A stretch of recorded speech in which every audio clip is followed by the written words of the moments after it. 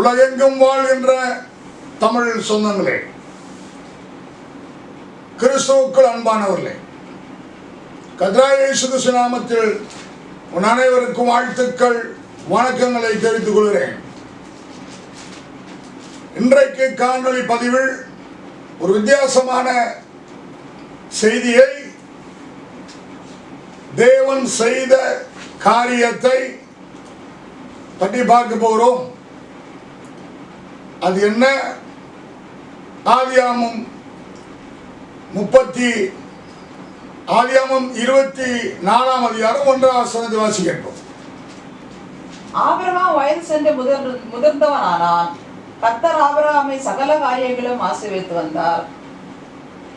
கர்த்தர் ஆபிரகாமை சகல காரியங்களிலும் ஆசீர்வதித்தார். யார் ஆசீர்வதிக்கப்பட்டவன்? இன்றைக்கு தமிழ்நாட்டில் கிறிஸ்தவர்கள் பெருகியிருக்கிறார்கள்,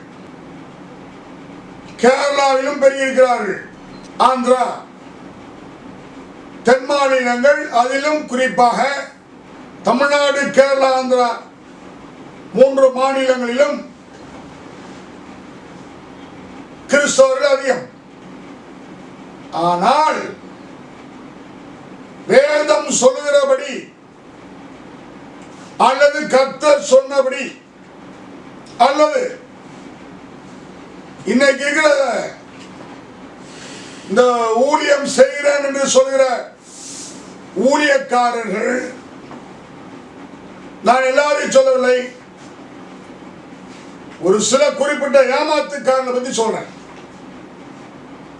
வசனம் என்னைக்கு மாறாது, வசனம் உண்மையானது, சத்தியமானது, கர்த்தருடைய வார்த்தை மாறாதது என்பது எனக்கு நல்லா தெரியும். ஆனால் அந்த வசனத்தை சொல்லி மக்களை உன்னை ஆண்டவர் அப்படி ஆசீர்வதிப்பார், இப்படி ஆசீர்வதிப்பார், ஆபிரகாமை போல ஆசீர்வதிப்பார், யோபை போல உன்னை ஆசீர்வதிப்பார் என்றெல்லாம் பொய் புழுகு மூட்டைகளா சொல்லி இன்னைக்கு நிறைய பேர் தங்களை ஆசீர்வதித்துக் கொண்டிருக்கிறார்கள். தங்களை தாங்களே பெரிய ஆசீர்வதிக்கப்பட்ட எண்ணிக்கொண்டு ஏழை மக்களை, கஷ்டப்படுகிற மக்களை ஏசு அப்படி போனார் இப்படி போனார் பொய்ய சொல்லி அவன்கிட்ட புடுங்கி ஏமாற்றி சீட்டிங் 420 வேலை பண்ணி ட்ரஸ்ட் ஓப்பன் சென்று ஒரு சில பைத்தியக்கார பெரிய சொல்லிட்டு இருக்கான். இது கர்த்தரால் ஆசீர்வதிக்கப்பட்ட ஆசீர்வாதம் அல்ல. அதுதான் இன்றைய காணொளி பதிவின் முக்கிய செய்தி. இந்த விளக்கத்துக்கு பின்னாடி வர முதலாவது, பரிசுத்த வேதாகமத்தில் இந்த பூமியில் கர்த்தரால் ஆசீர்வதிக்கப்பட்ட 2 நபர்களை உங்கள் முன்பு வைக்கிறேன். ஒன்று ஆபிரகாம். நாம் இப்ப படித்த ஆதியாகமம் 26:1 படி சகல காரியங்களிலும் ஆபிரகாமை தேவன் ஆசீர்வதிக்கிறார். அப்ப ஏதோ ஒரு காரியம் செய்யணும், அப்பதான் ஆசீர்வதிப்பார். எந்த காரியமும் செய்யாம சும்மா உட்கார்ந்து இருந்தா ஆசீர்வாதம் வராது. ஆண்டவர் சொல்லிட்டாரு. ஆபிரகாமுக்கு சொன்ன வசனத்தை நீ பைபிள படிச்சுட்டு என்னை ஆண்டவர் ஆபிரகாமை போல ஆசீர்வதிப்பான்னு சொல்லி உட்கார்ந்து ஆசீர்வாதம் வராது. இந்த ஆபிரகாமை பற்றி பார்ப்போம். ஆதியாகமம் 24:1 என்ன படிச்சோம்? அவனுடைய சகல காரியங்களிலும் ஆசீர்வதித்தார். சகல காரியங்களும். அடுத்து 36:7 வாசிப்போம். ஆதியாகமம் 36:7. அவருடைய சம்பத்து மிகுதியா இருந்தபடியினால் அவர்கள் ஒருமித்து குடியிருக்க கூடாமல் போயிற்று. ஆபிரகாம் ஆசீர்வதிக்கப்படும் முன்பு எப்படி இருந்தார்?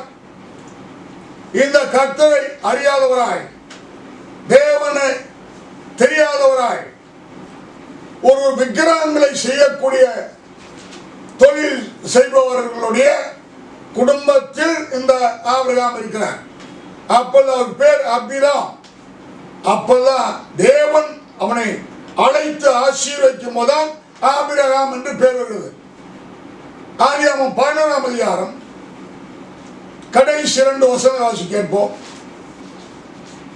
ஆதியாகமம் 11ஆம் அதிகாரம் கடைசி 2 வசனங்கள். தேராகு தன் குமாரனாகிய ஆபிரகாமையும் ஆரோனுடைய குமாரனும் தன் பேரனுமாயிருந்த லோத்தையும் தன் குமாரன் ஆபிரகாமுடைய மனைவியாகிய தன் மருமகள் சாராயை அழைத்துக் கொண்டு அவர்களுடைய ஊர் என்கிற கல்தேயருடைய பட்டணத்தை விட்டு கானான் தேசத்துக்கு போக புறப்பட்டாள். அவர்கள் ஆறாம் மட்டும் வந்தபோது அங்கே இருந்து விட்டார்கள். தேராகுடைய ஆயுஸ் நாட்கள் 250 வருஷம். தேராகு ஆறானிலே மரித்தான். ஆபிராம், ஆபிரகாம் அல்ல ஆபிராம். அந்த ஆபிராமுடைய அப்பா பேரு தேரா. இவர்கள் சிலைகளை செய்யக்கூடிய, விக்கிரகங்களை செய்யக்கூடிய, தொழில் செய்கிற, வியாபாரம் செய்கிற ஒரு கூட்டம். அங்கிருந்து ஆபிராமை பிடித்து கொண்டு வந்து ஒரு வாக்குத்தத்தத்தையும் கொடுத்து அழைத்து கொண்டு வருகிறார். அப்பொழுது அந்த ஆபிரகாம் அப்பாவையும் சொந்த ஊரையும் வீட்டையும் குடும்பத்தை விட்டு வெளியே வரார்.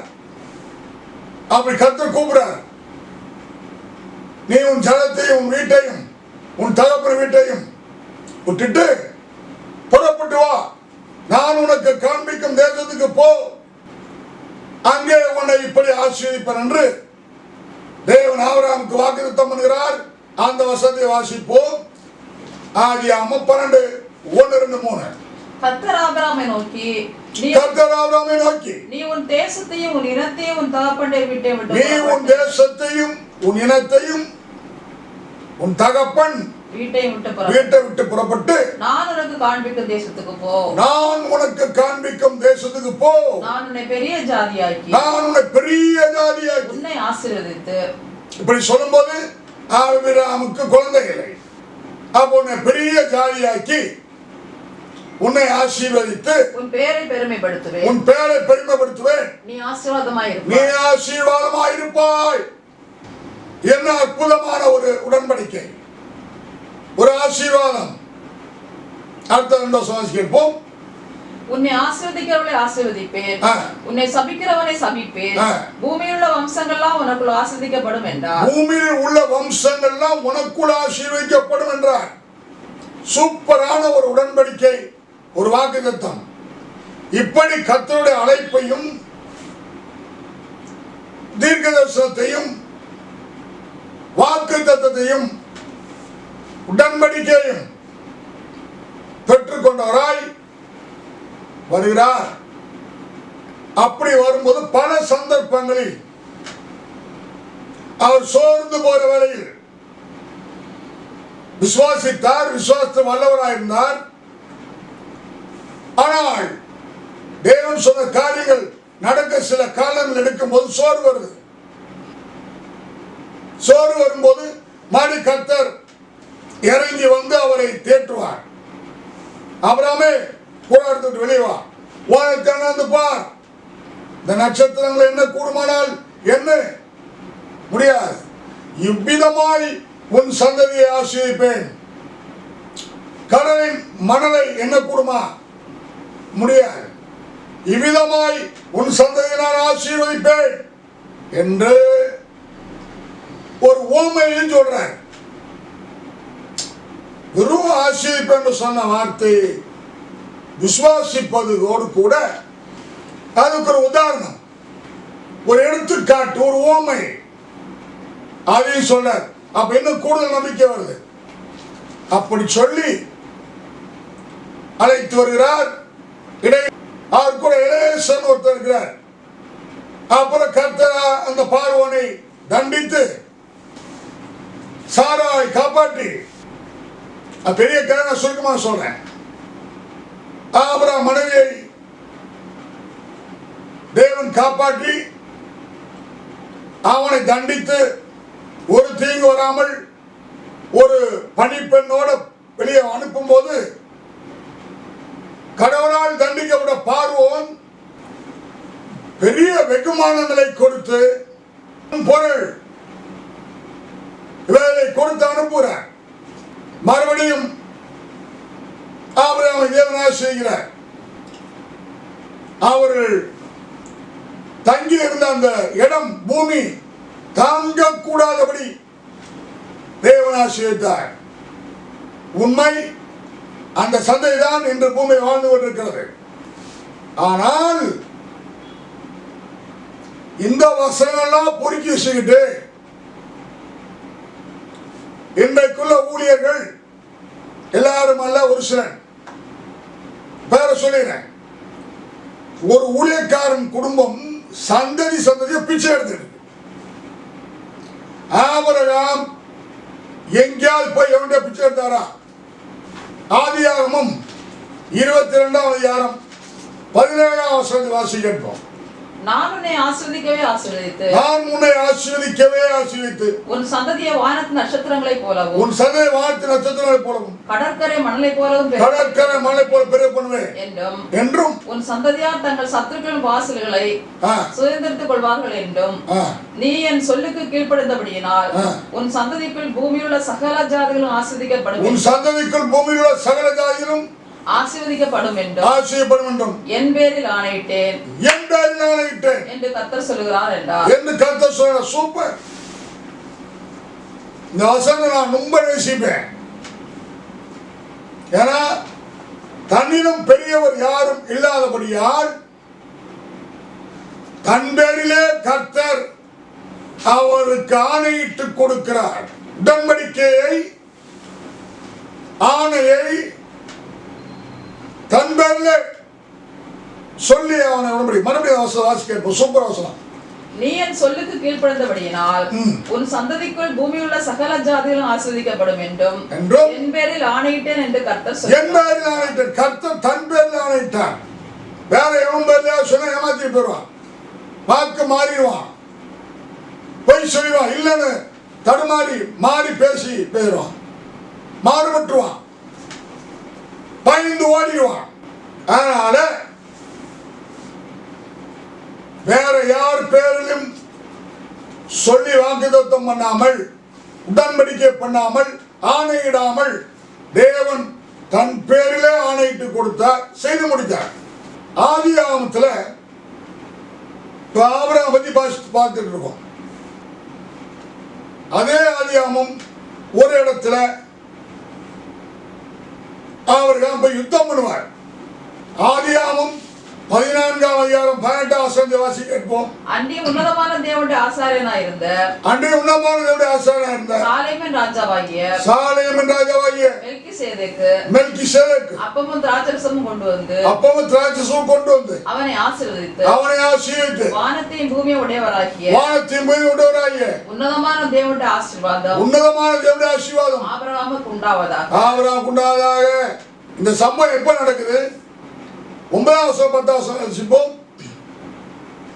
ஏலாமன் ராஜாவாகிய கதலகோமோடும் ஜாதிகளின் ராஜாவாகிய திதியாலோடும் சினேயரின் ராஜாவாகிய அம்ராப்பேரோடும் எலாசாரின் ராஜாவாகிய அரியேகோடும் யுத்தம் பண்ண புறப்பட்டு அந்த 5 ராஜாக்களோடு இந்த 4 ராஜாக்களும் யுத்தம் பண்ணினார்கள். அந்த சித்தியம் பள்ளத்தாக்கு எங்கும் நிலக்கீழ் உண்டாகும் கேணிகள் இருந்தது. சோதோம் கொமோரா ராஜாக்கள் முறிந்தோடி அங்கே விழுந்தார்கள். மீந்தவர்கள் மலைக்கு ஓடி போனார்கள். அப்பொழுது அவர் சோதோமிலும் குமோராவிலும் உள்ள பொருட்கள் எல்லாவற்றையும், போஜ பதார்த்தங்கள் எல்லாவற்றையும் எடுத்துக்கொண்டு போய்விட்டார்கள். ஆபிரகாம் 9 ராஜாக்களை யுத்தம் பண்ணி ஜெயிச்சு அள்ளிட்டு வர ஆசீர்வாதத்தை. தேவன் எப்படி ஆசீர்வாதம் பாருங்க. இப்போ சகல காரியங்களிலும் சொன்னால் விவசாயம், யுத்தம், ஜெயம், கையின் கிரியை, விளைச்சல், ஆடு மாடு மேய்த்தல், கம்பள முதலான ஆடையை நெய்தல், அவர் என்னென்ன காரியம் பண்ணினாரோ சகல காரியங்களும் ஆசீர்வதித்தார். இப்படித்தான் ஆபிரகாமுக்கு தேவன் வாக்குத்தத்தம் பண்ண உடன்படிக்கை கொடுத்து ஆசீர்வதித்தார். இன்றைக்கு உள்ள ஊழியர்கள் இந்த மாதிரி வசனம் பொறுக்கிட்டு அத ஆபிரகாமுக்கு கொடுத்த வார்த்தை என்னமோ இவங்க கடவுள் மாதிரி நினைச்சுக்கிட்டு இந்த மக்கள்கிட்ட சொல்லியிருக்காங்க. அந்த ஆசீர்வாதத்துக்கு உபவாசம் போட்டு ஜெபம் பண்றாங்க. குடும்ப ஆசீர்வாத கூட்டம்னு தனியா நடத்துறாங்க. தனிப்பட்ட ஆசீர்வாதம் கூட்டம்னு ஆலோசனை கொடுக்குறாங்க. சபை ஆசீர்வாத கூட்டம் நடத்துறாங்க. ஆனால் தமிழ்நாட்டில் எடுத்துக்கொள்வோம்.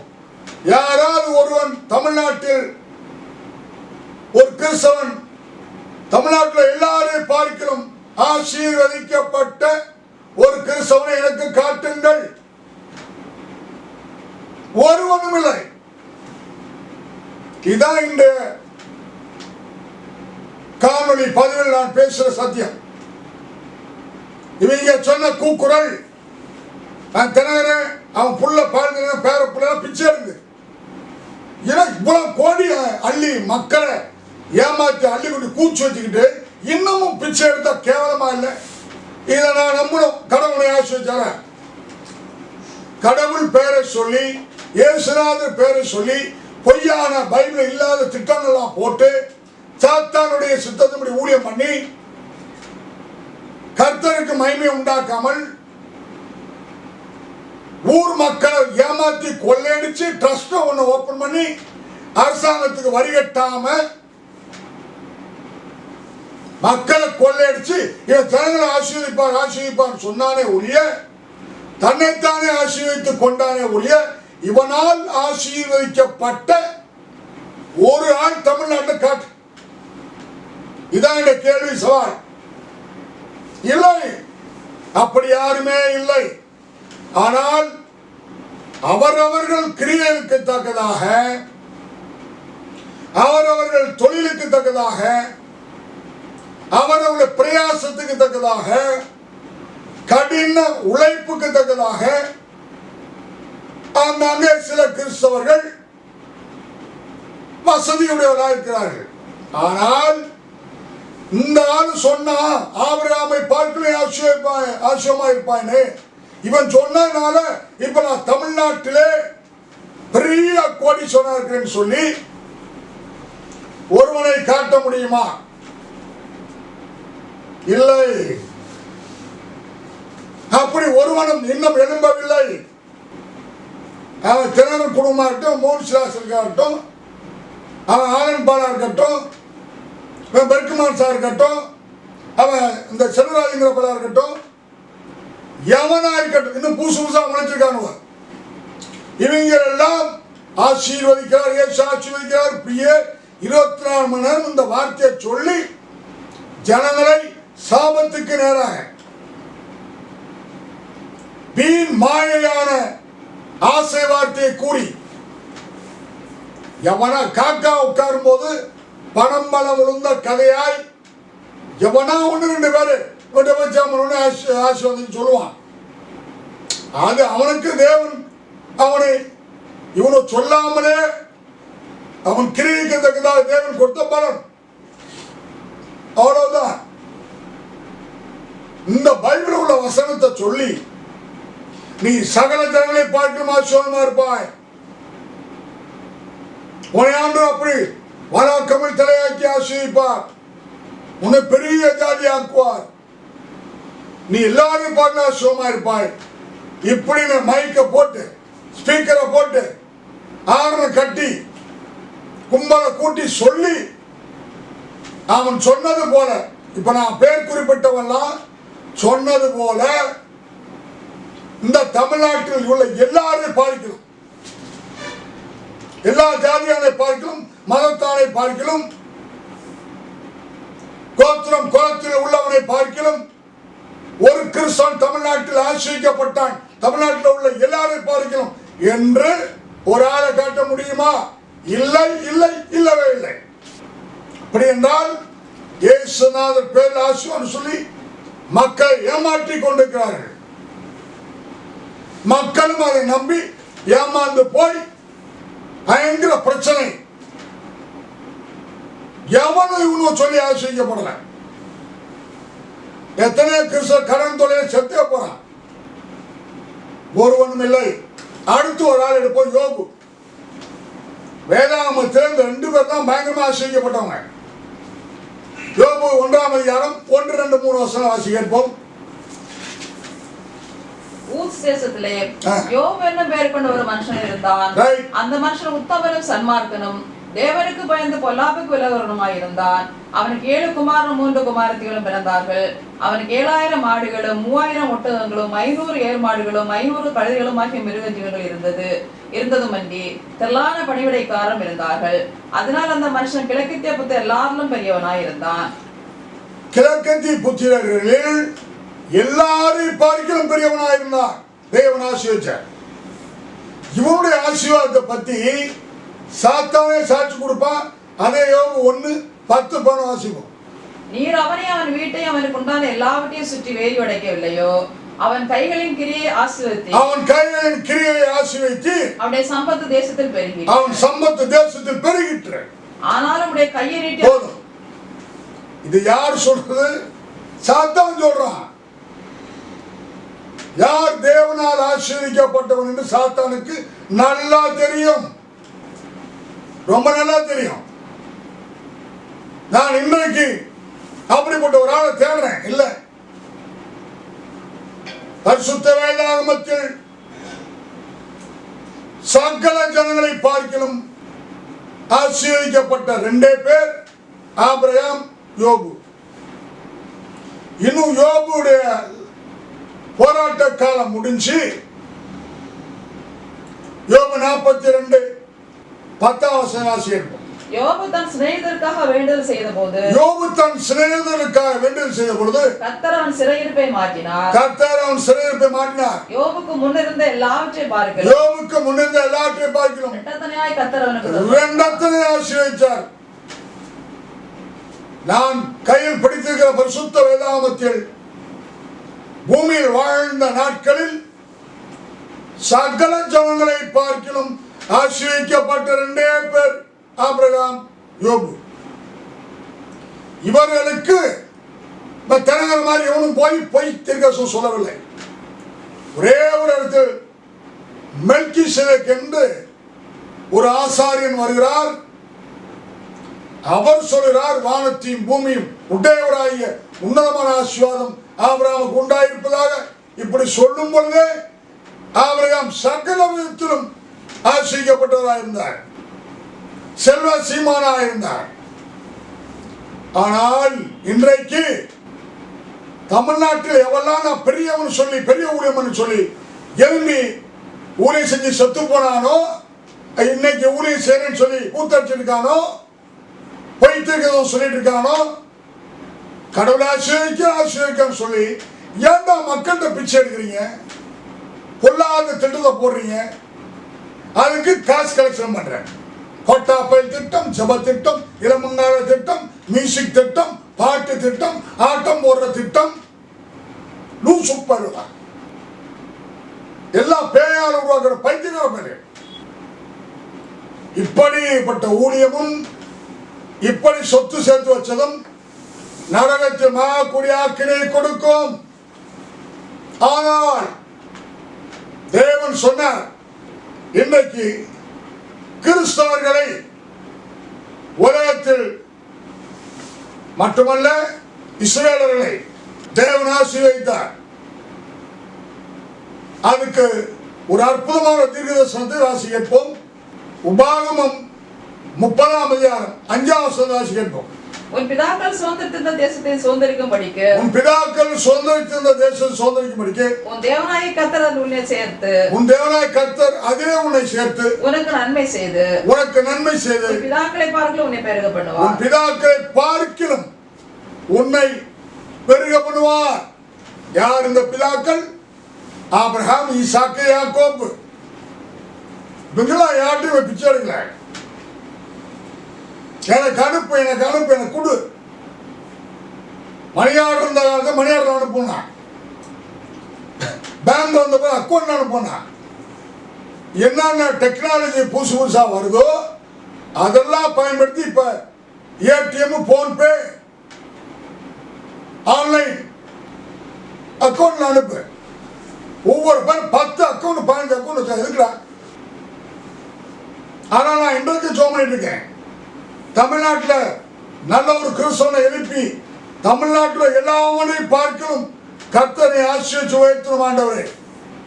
தமிழ்நாட்டில் 3000 ஏக்கர் வச்சு ஒரு கிறிஸ்தவனை காட்டு. ஆனால் இயேசுநாதர் பேரை சொல்லி பொய்யான திட்டங்களை போட்டு கர்த்தரை ஆசீர்வான் சொல்லி சொல்லி இவங்கள் தான் கொஞ்சம் பணத்தை சேர்த்துக்கிட்டு நான் ஆசீர்வதிக்கப்பட்டேன் காட்டுறானே ஒழிய எவனும் இவங்கள் சொல்லி ஆசீர்வதிக்கப்படவில்லை. அதுதான் இந்த காணொளி பணிவில் உள்ள முக்கியமான சத்தியம். உபாகமம் 30:5 படிச்சோம். ஆபிரகாமுக்கு எவ்வளவு வாக்குத்தத்தம் பண்ணி தேவன் ஆசீர்வதிச்சார். அந்த ஜனங்களை சிதறடிக்க பண்ணார். உபாகமம் 30:1 படிச்சுக்கங்க எல்லாரும் வீட்டில். சிதறி இருக்கும் எங்கும் உள்ள இஸ்ரவேலர்களை ஆன மாதிரி கூட்டி சேர்த்தார். அங்கே ஒரு வாக்குத்தத்தம் கொடுக்கிறார். நீ உன் பிதாக்களை பார்க்கிலும் ஆசீர்வாதமா இருப்பாய். இது யார சொல்றாரு தெரியுங்களா? கர்த்தர் இயேசு கிறிஸ்துவை சொல்கிறார். உன் பிதாக்களை பார்க்கிலும் உன் சந்ததி ஆசீர்வதிக்கப்படும். அவர்கள் யார் என்றால் இன்றைக்குள்ள சியோனிச கிறிஸ்தவம் என்று சொல்லி அமெரிக்காவில் இந்த பெரிய அமைப்பு இருக்கு. கிட்டத்தட்ட 19-20 விதமான கிறிஸ்தவர்கள் அமைப்பு அமெரிக்காவை ஆண்டு கொண்டிருக்கிறது. பெரிய பணக்காரர்களாக இருக்கிறார்கள். பூமியில உள்ள எல்லாவனை பார்க்க ஆசீர்வாதமா இருக்கிறார்கள். அவரால் ஆசீர்வதிக்கப்பட்ட இஸ்ரவேல் ஜனங்களும் கூட 95 லட்சம் பேர் சகல விதத்திலும் தேவன் அவரை ஆசீர்வதிக்கிறார். ஒரு குட்டி நாடு, அதுபோல ஆசீர்வதிக்கப்பட்ட ஒரு குட்டி நாடு இந்த பூமியில எங்குமே கிடையாது. சகல காரியங்கள், போர் தளவாடங்கள், போர் யுக்திகள், உளவுத்துறை, விவசாயம், கண்டுபிடிப்பு, ஏற்றுமதி, எண்ணற்ற காரியங்களில் இயேசு கிறிஸ்துவின் ரத்தம் சிந்தப்பட்ட பூமியில் அவர் சொன்ன வாக்குத்தத்தம் நிறைவேறியுள்ளது. ஆனால் இந்த காணொளி பதிவை கேட்கிற நீங்கள் இப்படி ஜெபிக்கலாம். ஆண்டவரே, இனி வரும் நாட்களில் ஏதாவது ஒரு கிறிஸ்தவனை எழுப்பும் ஆண்டவரே. எழுப்பி சகல ஜனங்களை பார்க்கிறோம் ஆசீர்வாதமாக்கி சாட்சியாய் நிறுத்தும் ஆண்டவரே என்று சொல்லி ஜெபிக்கலாம். அப்படி நம்முடைய ஜெபத்தை கேட்டு கர்த்தர் ஒருவர் ஆசீர்வதிப்பார் என்றால் நிச்சயமாக தமிழ்நாட்டில் சகல ஜனங்களை பார்க்கிறோம் அவர் ஆசீர்வாதமாக இருக்க வேண்டும். ஆனால் இதுவரைக்கும் அப்படி இல்லை.